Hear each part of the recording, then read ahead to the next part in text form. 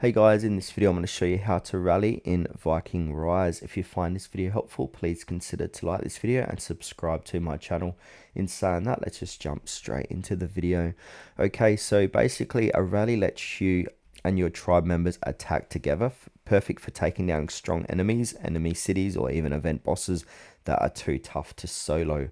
So what we first need to do is join or create a tribe. So you can't rally without being in a tribe, which is an alliance. Now, from here, we need to join an active tribe from the tribe menu. But in order to do that, we need to make sure our chief hall level is level 6 or higher. So I can't show you directly how to do this because I am chief hall level 5.